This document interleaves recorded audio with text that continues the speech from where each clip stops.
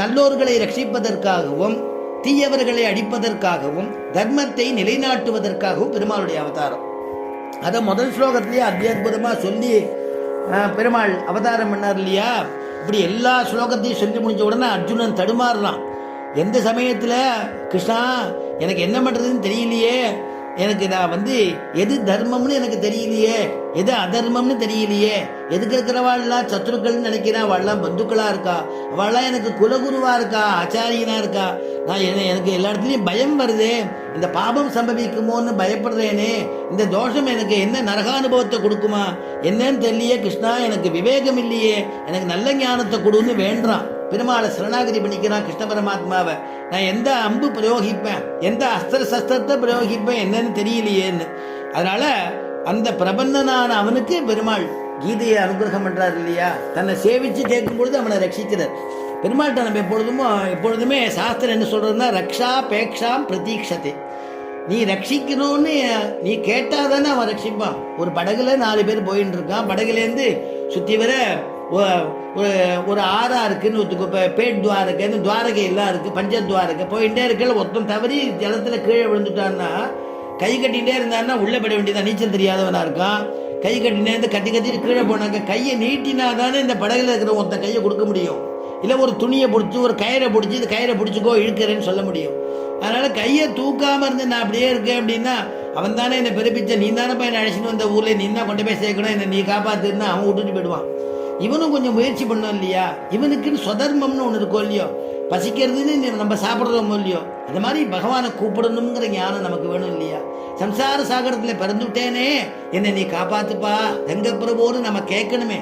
நம்ம கேட்க மாட்டோமாங்கிறதுக்காக பெருமாள் காத்துன்னு இருக்கான். அதனால அந்த ரட்சின்னு கேட்கிறவனுக்கு பெருமாள் அனுகிரகம் பண்றாராம்.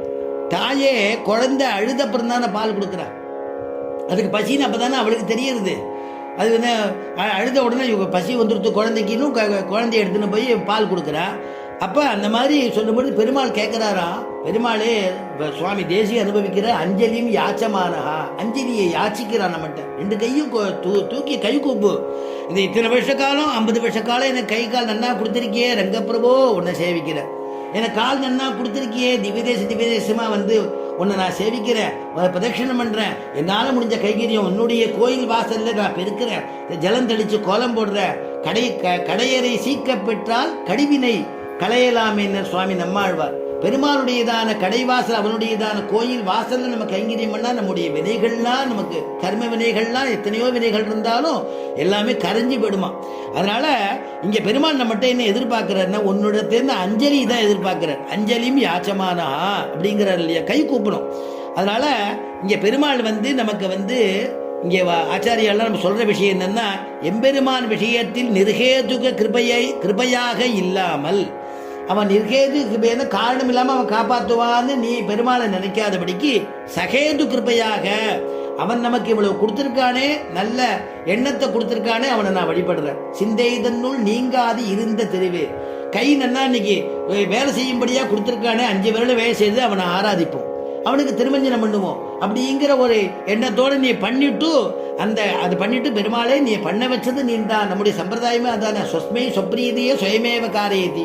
கடைசியில் முடிக்க செய்யும் காயேன வாச்சா மனசேந்திரியர்வா புத்தியாத்மனாவா இல்லையா. வைஷ்ணவ சம்பிரதாயத்தில் அதான, நீ தானப்பா பண்றேன்னு. அந்த மாதிரி பெருமாள் அவதரிச்சார். அவர் எந்த சகேது கிருபையாக பாவித்து கொண்டு அஞ்சலி செய்வது அப்படின்னா, அதனால அந்த மாதிரி அஞ்சலி பண்ண வேண்டியது. தேசமறிய நம்மாழ்வார் சாதிக்கிறார். எதுக்காக பெருமாள் அவதரிச்சார்னா, கிருஷ்ண பரமாத்மா தேசமறிய ஓர் சாரதியாய் சென்று சேனையை நாசம் செய்திட்டு நடந்த நல்வார்த்தைகள் அறிந்துமே. தேசமறிய ஓர் சாரதியாய், தேசத்துல அத்தனை பேர் அறியும்படியாக ஒரு சாரதியா தேரோட்டியா இருந்து அவனுக்கு யாருக்கு அர்ஜுனனுக்கு உபதேசம் பண்ணார் இல்லையா, அதுதான் கீதோபதேசம். இடைப்பிள்ளையாகி உரைத்தது. இடைப்பிள்ளையாக உரைத்தது என்னன்னா பகவத்கீதை. உரைக்கும் எதிவரனார் அப்படின்னு அடுத்த பதம். உரைக்கும் எதிவரனார் அப்படின்னா பின்னாடி அவரே பாஷ்யக்காரராக அவதரிச்சு, பெருமாளுடைய அவதாரம் தானே நம்ம சொல்றோம், அவருடைய அம்சபூதர்கள் தானே. ராமாயணத்திலேயே பார்த்தீங்கன்னா ஒவ்வொருத்தரும் ஒரு அம்சம் தானே சொல்றா. இந்திரனே வாதியாக பிறக்கிறாங்கிறா. அது மாதிரி ஒவ்வொருத்தரும் யார் யார் எந்தெந்த